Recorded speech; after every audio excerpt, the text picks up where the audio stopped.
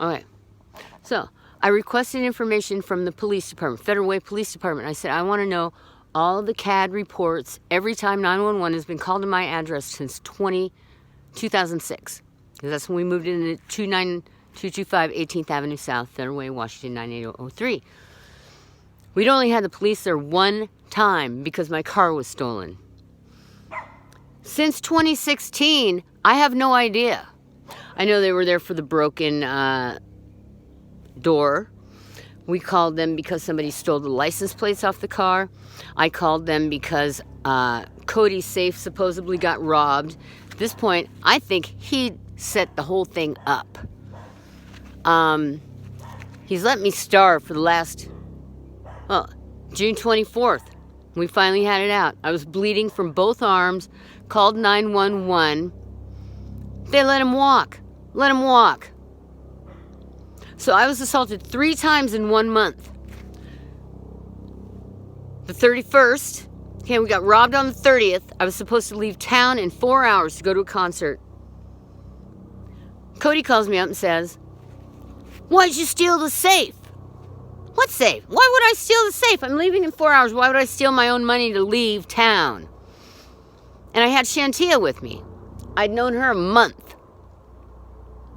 So I'm driving her home. She was supposed to drive me to the airport, right? Because Cody wasn't going to be home from work. And he was always drunk by an hour after he got home anyway. So, the only time I knew her a month. I'm excited. I'm going to a concert in Ohio. I'm going to Camp Anarchy. Yay! Been planning it 4 months. We park at the pawn shop because my husband, who has $10,000 a month in his bank account, I don't have smokes. I'd quit smoking for 7 years. Started again. Okay? Stop at the pawn shop. Go in. I pawn something for $20. My heater, my Mr. Buddy heater that's supposed to help me live in my cargo trailer that I'm supposed to converted 3 years ago, 2 years ago, whatever. And all of a sudden the car doesn't start. Shantia's driving the car and she's like, oh, the car doesn't start. Let me call Sam, her boyfriend, or husband, whatever the hell he is, Mr. Drone. That's all he does is drones and heroin. So, Sam shows up with some guy, gets under the hood. He's under there 5 seconds. He goes, oh, you just had a loose cable. And they take off. Sam and his buddy take off. I'm driving Shantia home. That's when Cody calls me. He says, what'd you do with the safe? What? The $450 that you're giving me to go to Ohio with. I should have gone to Ohio anyway, but I didn't. I was so freaked out and pissed. So I come home. I don't remember if it was him or I that called 911. Wong shows up. Federal Way. Wong. I don't even know his first name. K. Wong. Takes a report. Does a little dusting on the outside of the house. Oh, well, I told him. I said, I think it's Shantia. I mean, we were parked at the pawn shop. For how long? The car doesn't start. And then Sam, oh, yeah. That had been like a good hour we were waiting. Right? I was driving Shantia home, and she goes, I said, Cody just called and said, the safe was stolen. And she's like, well, I don't know how that could happen. I put the stick in the door. And I drop her off, and as I'm driving back home, I thought, I put the stick in the door. I'm the last one out of my house. I never leave the doors open. Not since this shit with my brother and Matthew Dahl and his little gangbangers. I don't leave nothing open.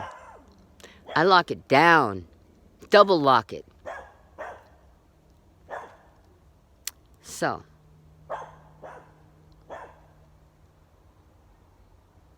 That led me to believe Shantia did it. So I flipped around and I went back to her house and I said, well played. Well played. You've been getting free rides from me for a month.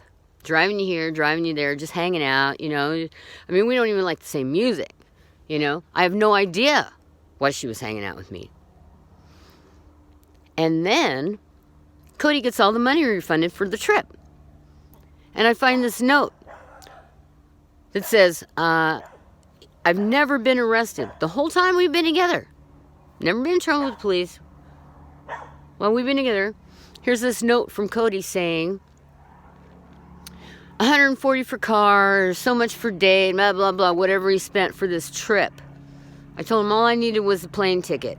I already bought the ticket myself with my own money. All you need was a plane. Oh, no, you need a car. You need this. You need a room. You need whatever. I said, no, I don't. I'm going to a punk rock show. I'm going to show up with my mohawk, and I'll get a ride to the show. Somebody will feed me. It was like the whole experience, the whole punk rock experience. I didn't need a room. I didn't need a rental car. But he had to pay for all of that. Oh, you can't go unless I pay for this, unless I pay for that. Well, I ended up not going. And I find this note. It says how much he spent on it, and it says, and bail. And find out if you can pay over the phone. Bail? Why would you need bail? You've never had to bail me out. No one has ever bailed me out of jail since I've been 18. What the hell was that? Next thing you know, I'm texting Shantia that night. I should have just gone to the airport, got on that plane, and gone to the show. I'm bawling. I'm crying. I am freaking out because I've been planning this trip for 4 months just to get the hell away from Cody, to get the hell away from Federal Way, from the cops, from Doll, all of this bullshit. My brothers, I just wanted to get away and be normal for 4 days. To see my favorite bands for 4 days in the middle of a field in Ohio. I'm crying. And I'm texting Shantia and I'm pissed. The 31st, okay, the 30th, the cops came, did nothing. You know, I told them I suspected it was Shantia. Now I suspect it was Cody. But I think they both knew a little bit of something. I don't know. I'm not a detective. That's what Federal Way was supposed to do. So the 31st, I'm crying all day. I just know I'm like, oh, the Offspring's playing now. Oh, I'm crying. I'm freaking out. I'm just depressed. Cody's being a drunk, sloppy dick, calling me all kinds of names, and I'm the bitch, and I'm a C word, and I'm this, and I'm an N word, as you'll see from the paperwork. He uses that word. I don't. And I walk out the back door, and bam, I get knocked in the freaking head. All I know is I'm scrambling, and I'm like, I don't even know what the fuck is going on. It's over in like, I don't know, 3 minutes, 30 minutes, I don't know. I go in the back, and I'm like, Cody, what the hell? And he's like, you got a lump on your head. He goes, you're bleeding from both your arms. Takes me to St. Francis Hospital. I don't know what he said. I don't know what he said to the police. I don't know what he said to the people at the hospital. But he'd already called 911 one time to say I was suicidal when I was asleep. I was asleep in my bed. I get woken up and drug off to Highline Hospital. I go, what? What are you doing? We have to take you. I said, no, you don't. I'm not suicidal. Not now, not never. Never have been. First time. So, I'm at the hospital. He leaves. He leaves me there. The hospital says I left with him. I didn't. On the 6th, we're arguing the whole time. I'm going, he's just being himself. He's just being an asshole, an abusive bastard. Which is why I'd left him 1, 2, 3 times before. Only this time I was broke. I had no money, nothing. And he tells me he's broke. He spent all his money on my trip. I have no money now. It's all your fault. C word. So, the 6th. He's at work. Mark Dunlap. Cody's daughter is named Ashley. Mark Ashley Dunlap. Persistent violent offender. I thought he was a friend of mine. I met him at Shelly's house. Cody knew him long before I did because Shelly was pregnant with Cody's baby, and she left, and she lived with Mark. So I met Mark through Shelly. He lived with us in 2003 when I left Cody. I left him. He was being a jerk, total asshole. I had been unemployed for what, 3-4 months? As soon as I got a job, I got an apartment, I got the hell out of there. Mark was like, oh, yeah, that's nice. Now you got some money, you leave Cody. The whole time he was just a drug dealer. At the time, he only sold weed. So, he moved back in to our apartment. I hadn't seen him in 14 years. 2017. I'd been trying to help my brother fight this case. The spoofed call case. And then the Matthew Dahl fake rape case. I'm losing my mind. I'm getting gaslighted all over town. I didn't even know what was going on. My phone's being hacked. I filed a restraining order. They're telling me I missed court. No, I was there. I knew Dahl had something to do with it. I knew it. I didn't think for a minute Mark would. So, now Garrett, he's lost his mind. It's like he had a business. He had a house in a gated community. He was married to a doctor who I find out later knew Matthew Dahl before she met Garrett. So this is a whole setup. And I can prove it because women, he's been beating women for years. He's been raping and beating women and girls since he was in his teens. He, in one of the domestic violence restraint petitions a girl filed, she stated, Matthew Dahl said, I'm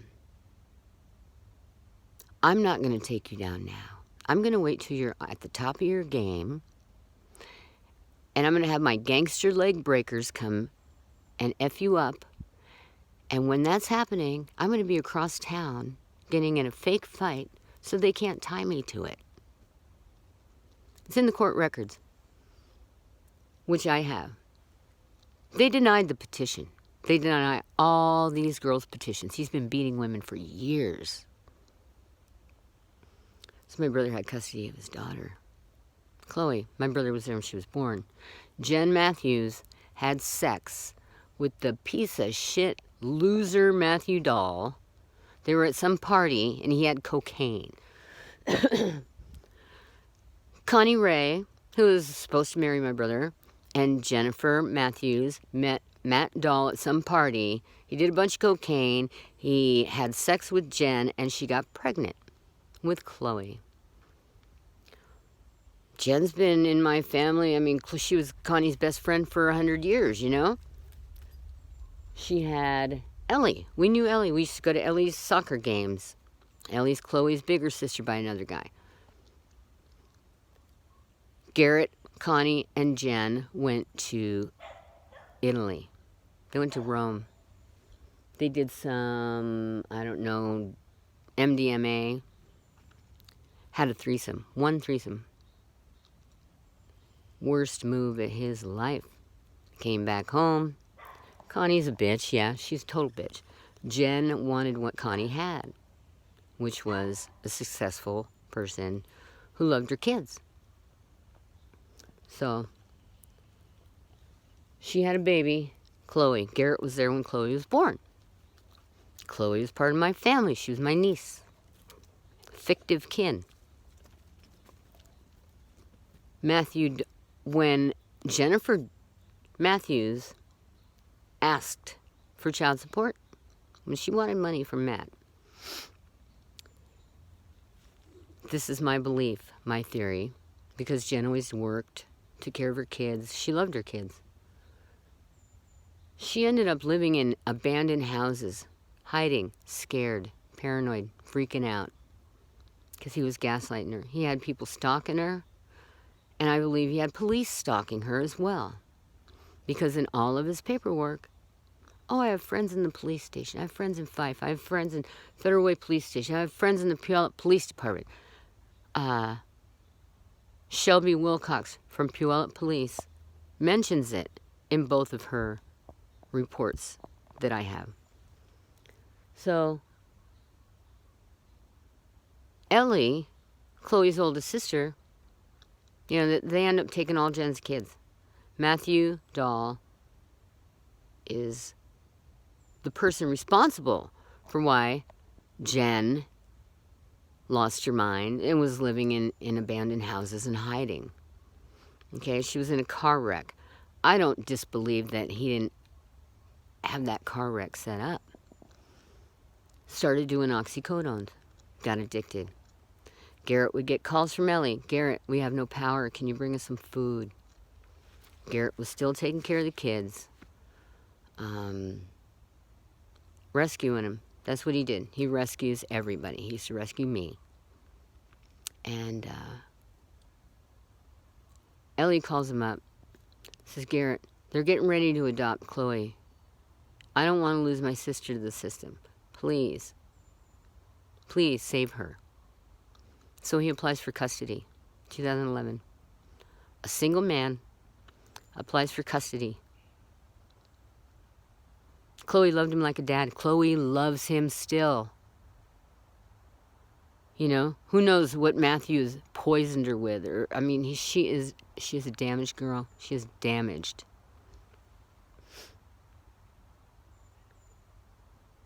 So he applies for custody. All of a sudden, he meets this woman, Deirdre, Dr. Deirdre Rivera, who I now know knew Matt before.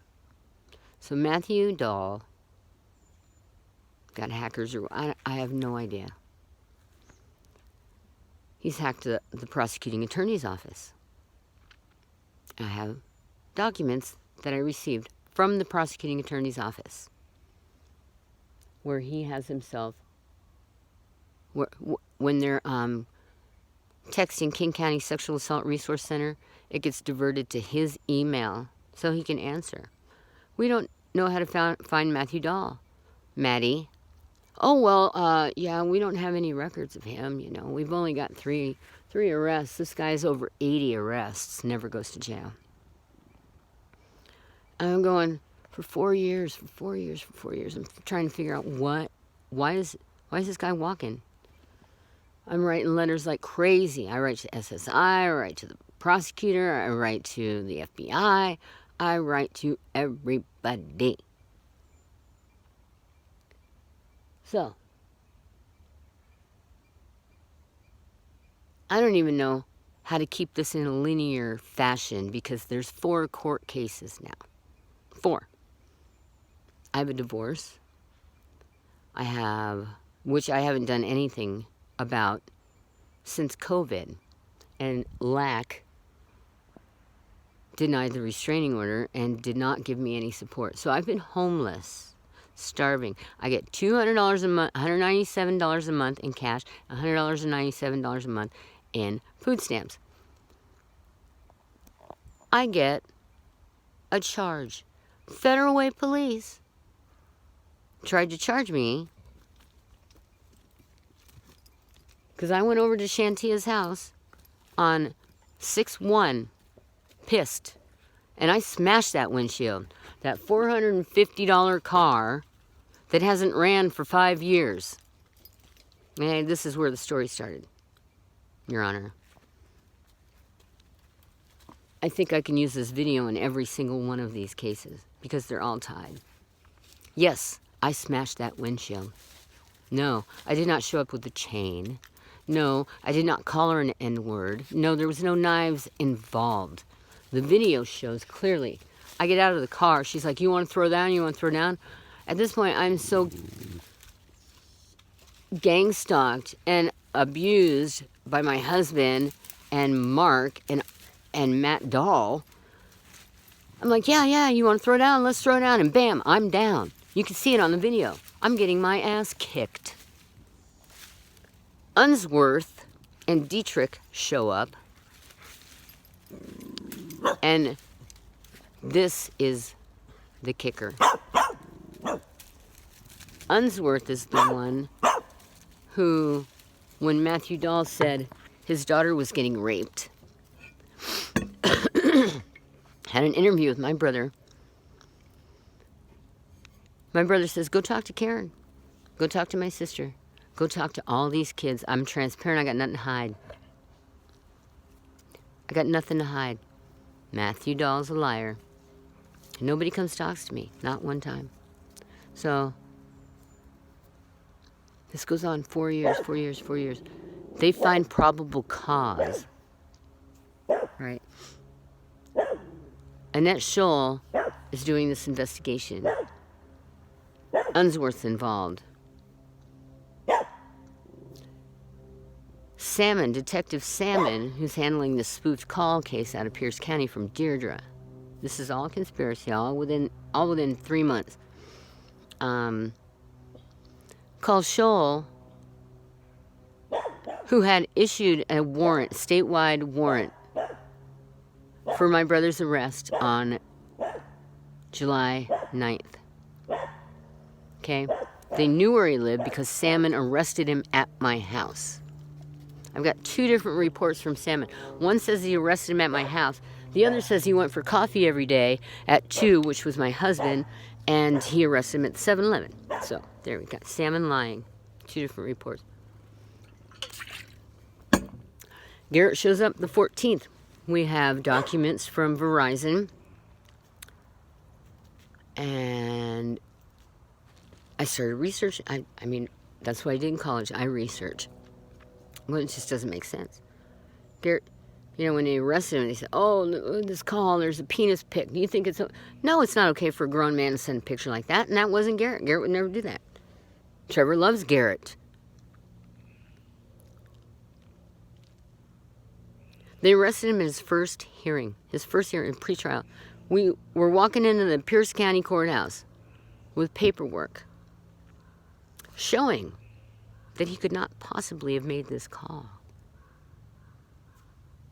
2, showing that Deirdre Rivera had lied about her ex, Dale Cook, in court before, where he said he had a restraining order against her. He said, she's dangerous, she's lied about me, and through her connections in the police department, was able to get my domestic violence charge removed.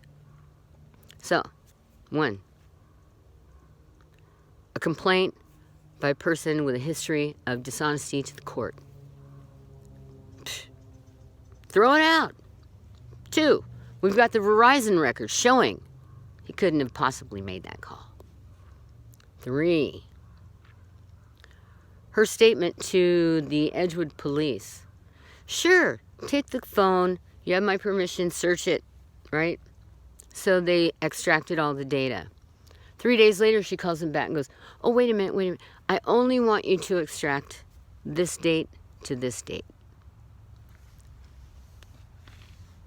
That's weird, don't you think? So we're walking into the courthouse with this information when Salmon and Unsworth arrest him as he comes through the metal detector. Okay, Pierce County. His attorney, Harry Steinmetz, is waiting. I walk in, I'm like, what's going on? He gives me the keys. Salmon hauls him off, smiling. 2nd time he's arrested.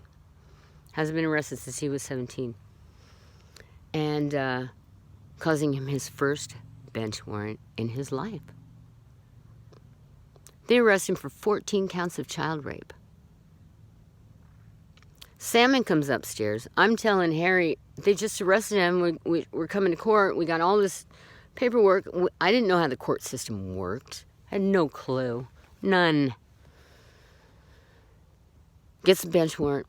Salmon comes up smiling and goes, well, Garrett's been arrested for 14 counts of child rape. You can come down and talk to me if you want to. And I'm like, I'm almost ready to go down and talk to the guy and go, look at this, what's going on? Thinking, cops are honest. Why would he lie? Well,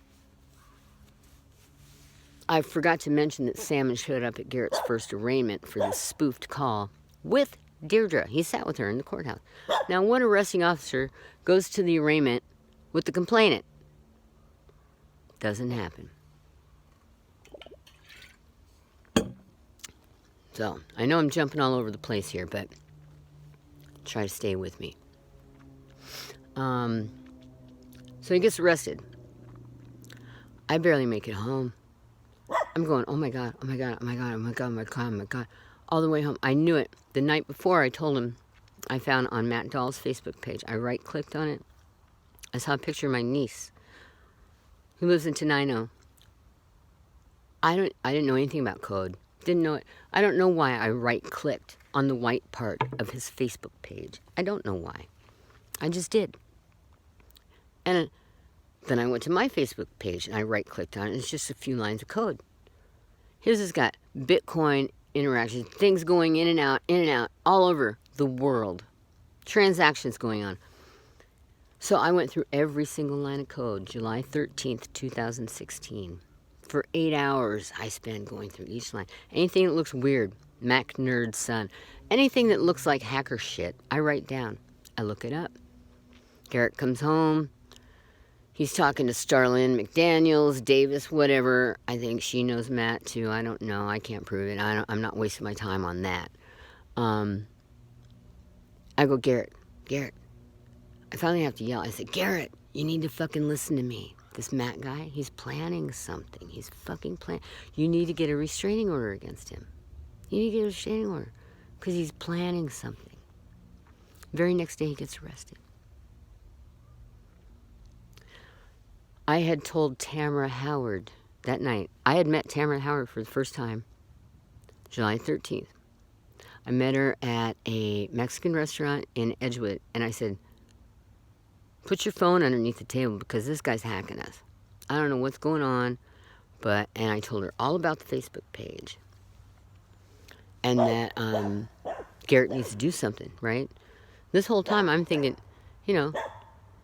Tamara is Garrett's friend. That's what I thought. Her daughter hung out with Chloe.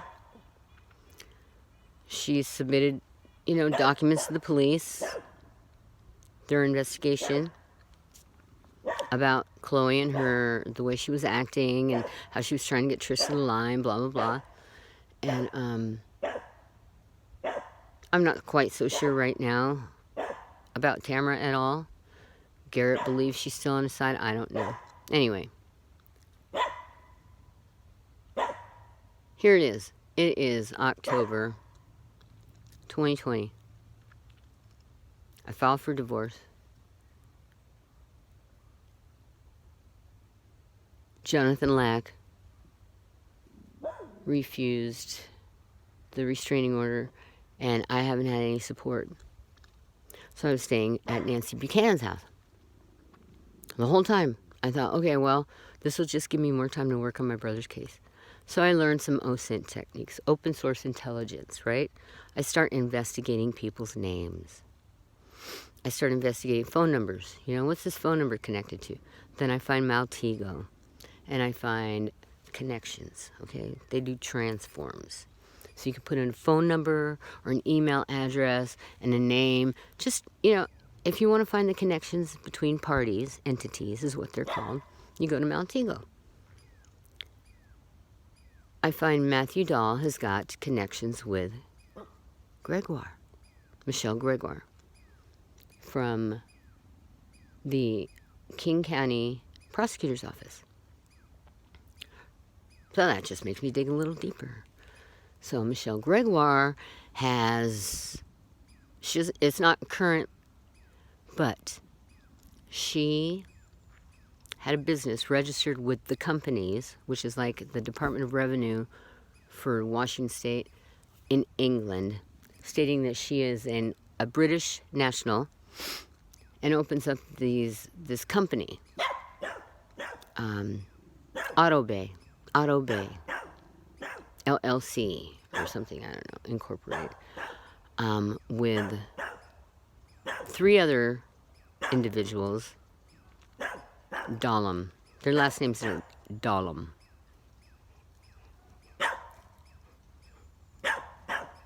So I find this out. I'm like, whatever.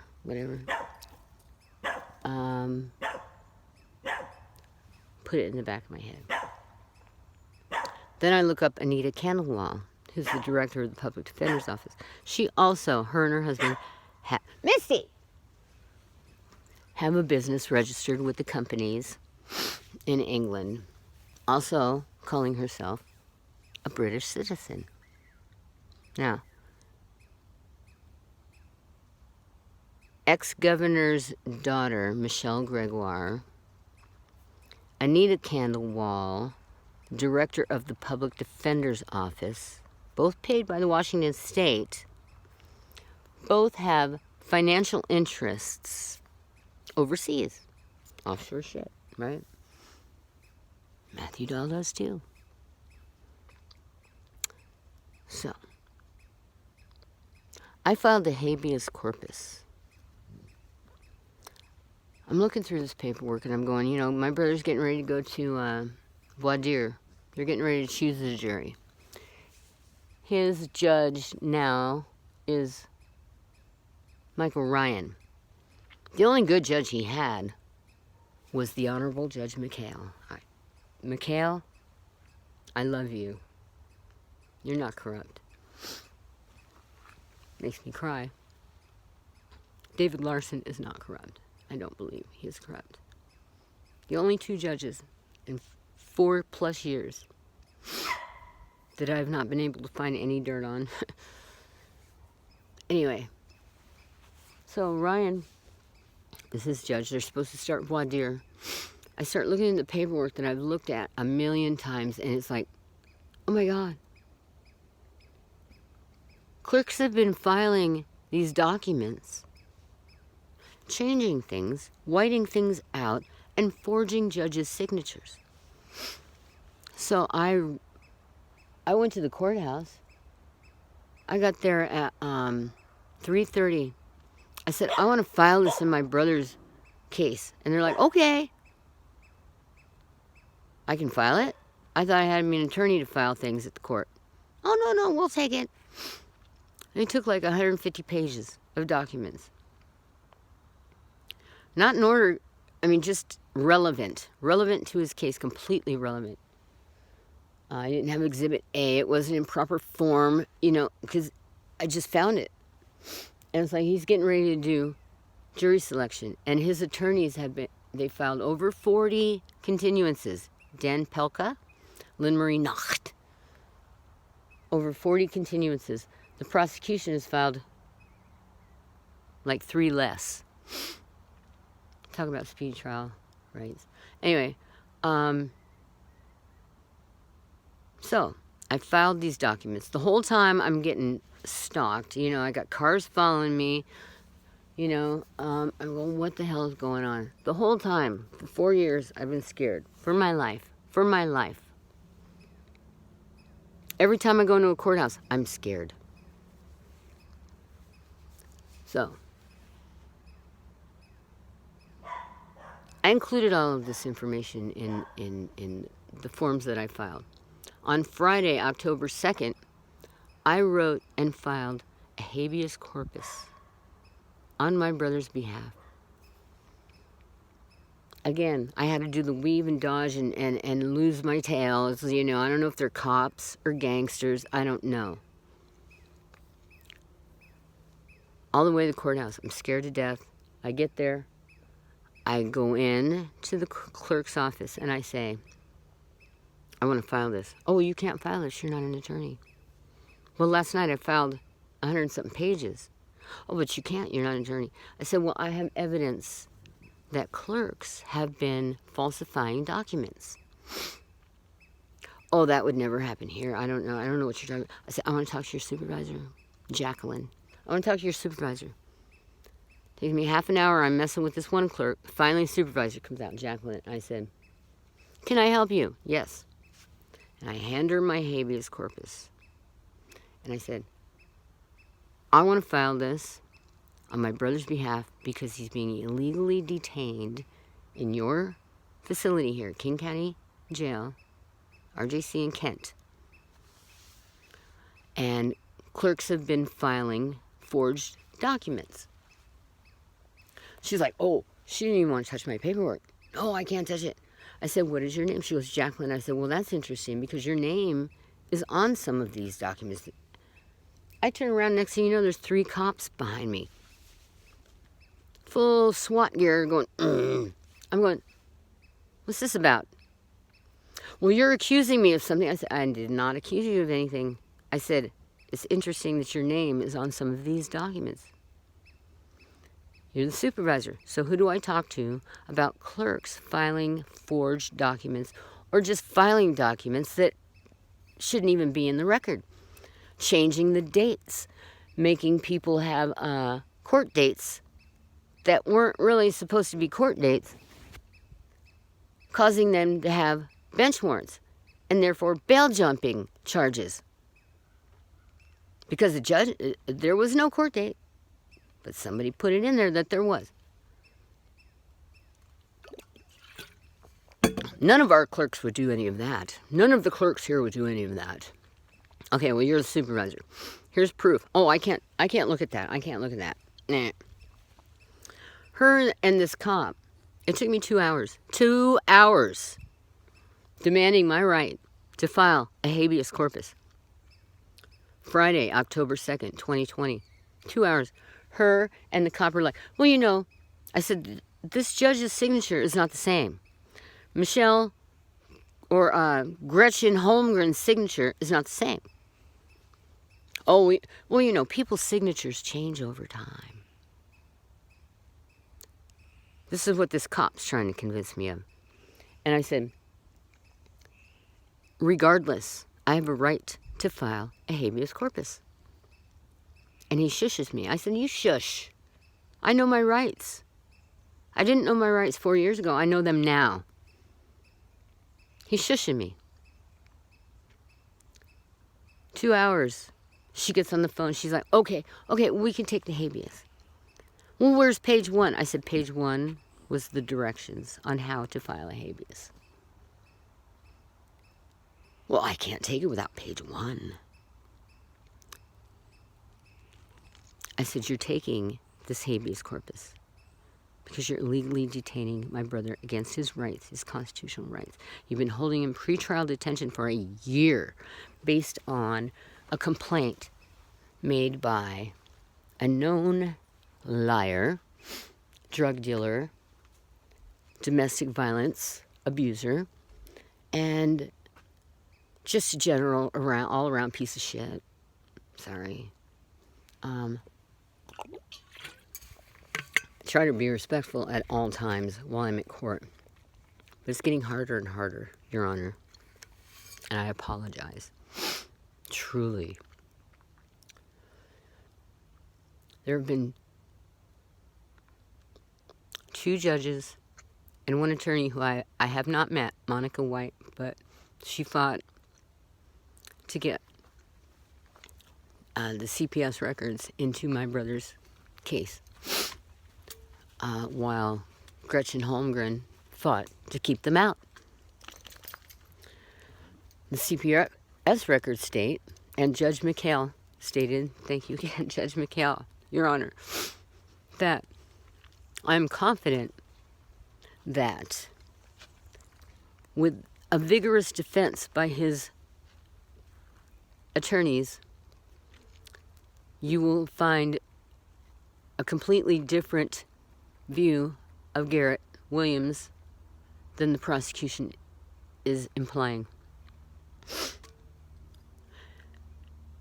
Both Monica White and Judge McHale were transferred immediately off his case. They're gone. Now we've got Allred, Chad Allred, who gave custody. Well, I don't even know. It looks like his signatures have been forged as well. However, Matthew Dahl says he has custody of Chloe.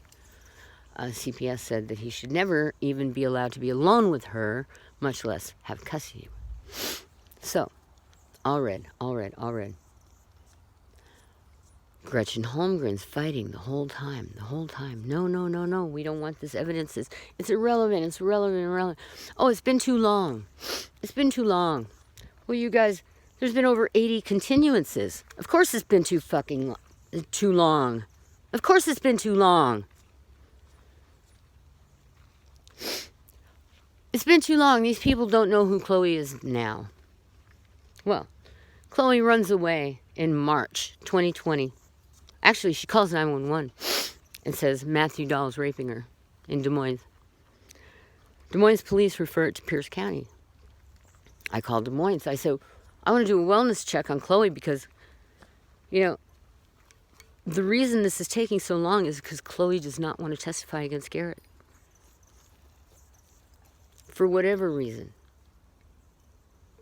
Oh, it looks like Eric's home. Anyway, to be continued. I'll pick this up.